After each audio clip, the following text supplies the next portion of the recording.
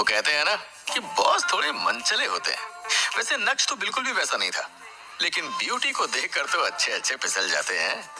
नक्श की नजर उसकी सेक्रेटरी नंदिता से हटने का नाम ही नहीं ले रही थी। तभी नंदिता ने कहा, सर, जावेरी खानदान से नवीन जावेरी आए हैं। वो शिवानी के पैकेजिंग कॉन्ट्रैक्ट पर साइन कराना चाहते हैं और साथ ही साथ निगोशिएशंस कराना चाहते हैं। आपको क्या लगता है, हमें क्या करना चाहिए? वो इतनी जल्दी आ गया? देखो, अभी के लिए तुम्हें उसकी चिंता करने की जरूरत नहीं है। सीधा जावेरी खानदान को इन्फॉर्म करो। उनसे पूछो कि क्या वो भूल गए मैंने लास्ट टाइम क्या कहा था। अब जब वो भूल गए हैं तो उन्हें जगाना तो पड़ेगा ना। उनसे कह दो कि मैं उनके साथ की गई पार्टनरशिप कैंसिल कर रहा हूँ। अगर उन्हें हमारे साथ काम करना है तो उनके सारे कोऑपरेशन मैटर्स को सिर्फ और सिर्फ अकेले अनिका हैंडल करेगी और किसी को इसमें घुसने की कोई जरूरत नहीं है, वरना इस बारे में आगे बात करने का कोई मतलब नहीं।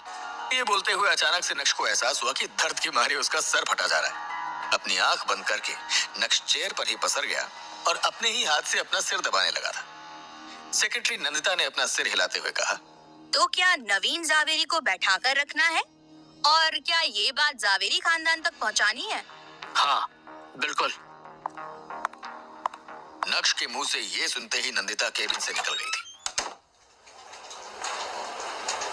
वहीं दूसरी तरफ मैम्बो अंकल भानुशाली ग्रुप के शानदार ऑफिस में फर्स्ट फ्लोर पर बैठकर सीईओ से मिलने का इंतजार कर रहे थे। मन ही मन वो सोच रहे थे कि उनका नंबर कब आएगा, वो कब मिलेंगे और फेस टू फेस बात करेंगे।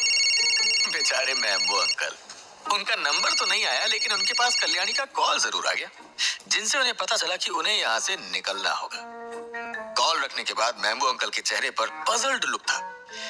उन्हें समझ ही नहीं आया कि कल्याणी ने उन्हें यहाँ से जाने के लिए क्यों कहा।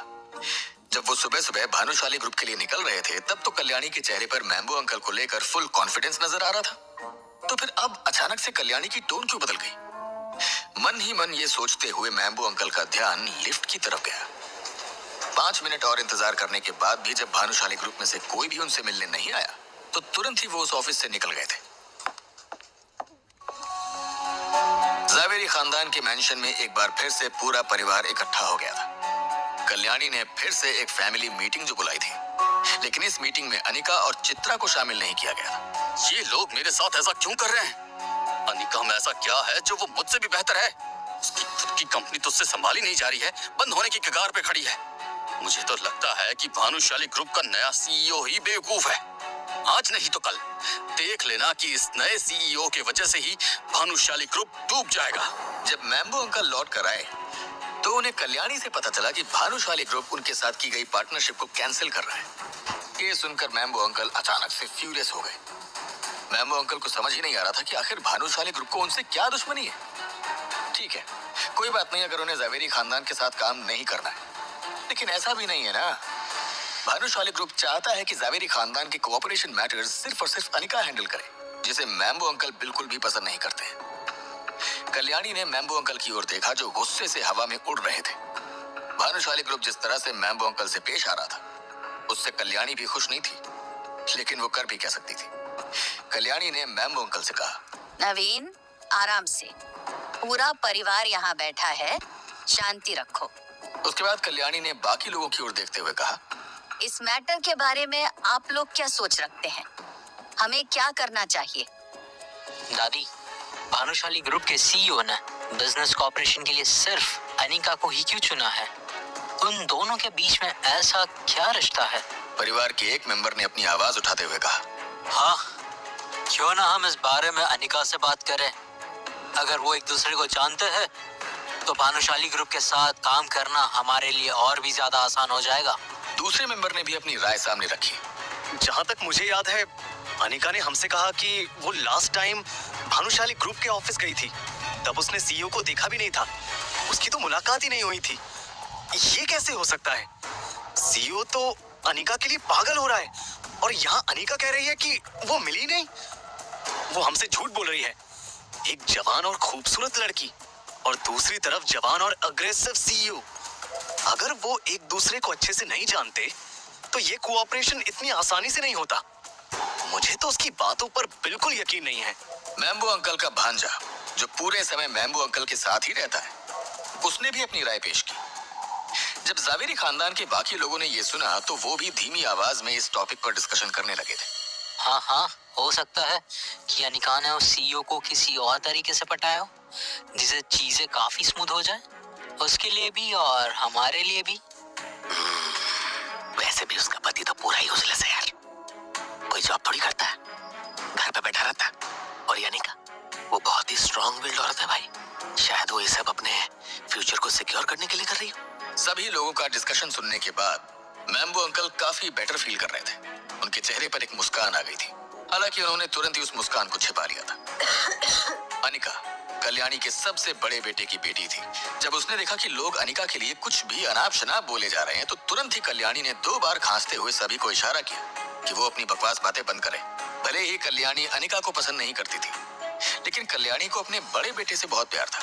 उसकी खातिर कल्याणी को बीच में आना ही पड़ा और सभी लोग शांत भी हो गए। ये मैटर सिर्फ अनीका से जुड़ा हुआ नहीं है, ये मैटर जावेरी खानदान से जुड़ा हुआ है और हमें लॉन्ग टर्म के बारे में इस पर सोचना होगा, क्योंकि भले ही वो हमारे साथ कॉन्ट्रैक्ट कैंसिल कर दे, लेकिन जावेरी खानदान के पास अभी वो एबिलिटी नहीं है कि वो कॉन्ट्रैक्ट का फाइन भर सके। तो ये सोचकर चलिए कि अगर कॉन्ट्रैक्ट कैंसिल हुआ तो सबसे ज्यादा नुकसान जावेरी खानदान का होगा, अनिका का नहीं।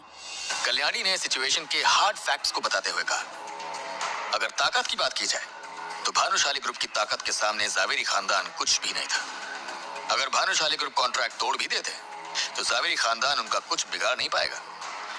जावेरी खानदान के डिस्कशन का फाइनल रिजल्ट यही निकला कि भले ही भानुशाली ग्रुप का नया सीईओ चाहता है कि अनिका सारा को ऑपरेशन मैटर हैंडल करे, लेकिन वो लोग ये नहीं जानते हैं कि अनिका और सीईओ के बीच में क्या रिश्ता है।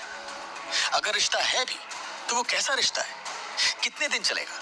अगर वो रिश्ता टूट गया तो फिर जावेरी खानदान का क्या होगा? जावेरी खानदान लॉन्ग टर्म प्लानिंग का सोच रहा था और इसी वजह से उन्होंने तय किया कि वो अनिका की जगह किसी और लड़की को चूज करेंगे जो अनिका से हर हाल में बेहतर होगी और अच्छे से अच्छे इस मैटर को हैंडल कर पाएगी। इसलिए अनिका की कजिन पल्लवी, जिसकी अभी तक शादी भी नहीं हुई थी, उसे चुना गया। पल्लवी अनिका की जगह लेने वाली थी और कल सुबह भानुशाली ग्रुप जाने वाली थी। आप लोग समझ ही गए होंगे कि जावेरी खानदान ने क्या सोचकर अनिका की जगह पल्लवी को चुना। जी हाँ, अनिका शादीशुदा थी और ऐसे में उन्हें नहीं पता कि उसके और सीईओ के बीच में क्या चल रहा है, इसलिए वो पल्लवी को बीच में लाना चाहते थे। अगर सीईओ को पल्लवी पसंद आ गई तो फिर तो जावेरी खानदान की बल्ले बल्ले हो जाएगी।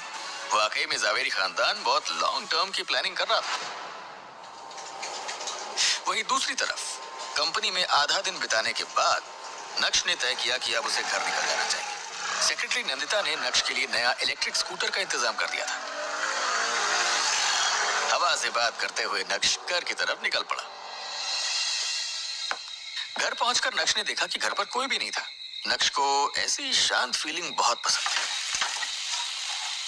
नक्श ने अपने लिए मैगी बनाई और खाने के बाद घोड़े बेचकर सो गया। वो तब तक सोता रहा जब तक रात को अनिका घर नहीं आ गई। जब अनिका ने नक्श के बिखरे हुए बाल और सिलवटे वाले कपड़े देखे तो तुरंत ही उसने नक्श से पूछा, तुम वापस कब आए? क्या तुम पूरे दिन घर में ही सो रहे थे? अरे नहीं, मैं तो दोपहर को ही आ गया था। वैसे क्या तुम्हें आज तुम्हारी दादी का कॉल आया था?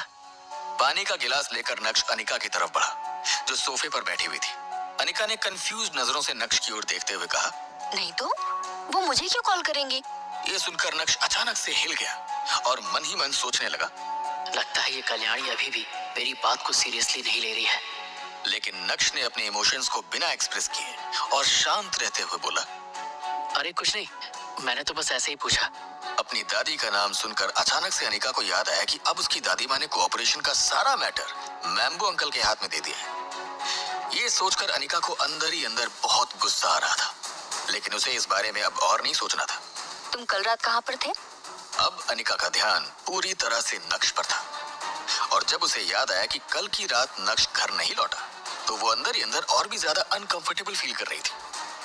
दरअसल अनिका को कल नक्श से बहुत कुछ पूछना था, लेकिन नक्श तो कल घर ही नहीं लौटा। इसलिए अनिका के मन के सवाल अभी भी उसके अंदर ही दबे हुए थे। मुस्कुराते हुए नक्श ने कहा, वो मैं एक पुराने दोस्त के घर गया था। बात करते करते बहुत लेट हो गया तो फिर मैं उसके घर पे ही सो गया। पुराना दोस्त? क्या वो मिस्टर पटेल है, होटल प्राइम स्टार वाले? पानी का गिलास नीचे रखने के बाद अनिका नक्श को घूरने लगी। बिल्कुल सही पहचाना तुमने। नक्श अनिका से छिपाना नहीं चाहता था और नेचुरल अंदाज में जवाब दिया। अनिका चौंक गई जब उसने नक्श के मुंह से इतना स्ट्रेट फॉरवर्ड जवाब सुना। कुछ सेकंड सोचने के बाद अनिका सोफे पर लेट गई और गहरी सांस लेते हुए बोली, हालांकि मुझे ये तो नहीं पता कि तुम मिस्टर पटेल को कैसे जानते हो, लेकिन अगर तुम कह रहे हो कि कल पूरी रात तुम उनके साथ बैठकर बातें कर रहे थे तो मुझे इस बात पर भरोसा नहीं हो रहा है। ये बोलने के बाद अनिका ने टीवी का रिमोट उठाया और टीवी ऑन करते हुए बोली, अच्छा ये बताओ कि मिस्टर पटेल किस तरह के इंसान है? वैसे क्या उनके पास इतना टाइम है कि तुम्हारे साथ इतने लंबे समय तक बात कर सके? तुम कल लाइमलाइट में थे, इसका मतलब ये नहीं है कि तुम कुछ भी बोलोगे और मैं मान लूंगी। नक्श ने अपने दोनों कंधे ऊपर की ओर उठाए लेकिन बोला कुछ नहीं। जाओ और मेरे लिए मैगी बनाओ, मैं डिनर नहीं करके आई हूँ। अनिका का ध्यान पूरी तरह से ड्रामा सीरीज पर अटका हुआ था जो आज टीवी पर पहली बार आ रही थी। नक्श मैगी को बाउल में सर्व कर ही रहा था कि तभी दरवाजे पर दस्तक हुई और चित्रा भी घर लौट आई थी। चित्रा ने देखा कि नक्श किचन में खाना बना रहा है। अचानक से उसे याद आया कि आज फोन पर नक्श ने उससे क्या कहा था और ये सोचते ही चित्रा का चेहरा अचानक से बदल गया। हाँ? नक्श को देखकर चित्रा ने कुछ ऐसा रिएक्शन दिया, लेकिन जब नक्श की तरफ से चित्रा को कोई रिएक्शन नहीं मिला तो वो और भी ज्यादा गुस्सा हो गई और अपने जूते उतारने के बाद सीधा अनिका की तरफ बढ़ी और सोफे पर जाकर बैठ गई। जब अनिका ने अपनी माँ का चेहरा देखा तो तुरंत ही उसने पजल्ड लुक के साथ कहा, अब आपका मूड किसने खराब कर दिया? चेहरे पर 12 क्यों बजे हैं? बीजू कौन हुई सके? कोई है जिसने अपनी जिंदगी में कुछ नहीं सीखा सिवाय बड़ों की डिसरिस्पेक्ट करने के। ये बोलते हुए चित्रा की नजर सीधा किचन की तरफ गई और अनिका समझ गई कि चित्रा किसकी तरफ इशारा कर रही है। उसे समझ में आ गया था कि जरूर नक्श ने ऐसा कुछ किया है जिसकी वजह से उसकी मां नाखुश है। क्या चित्रा अनिका के सामने उसकी और नक्श की कॉन्वर्सेशन रखेगी? अगर ऐसा हुआ तो अनिका किसकी साइड लेगी, अपनी माँ की या फिर नक्श की? क्या अनिका भी नक्श को उसके पेरेंट्स का फिजिकल एग्जामिनेशन करवाने को लेकर फोर्स करेगी या फिर पहली बार अनिका नक्श का साइड लेगी? कल जब पल्लवी भानुशाली ग्रुप जाएगी तब क्या होगा? जानने के लिए सुनिए इंस्टा एम्पायर ओनली ऑन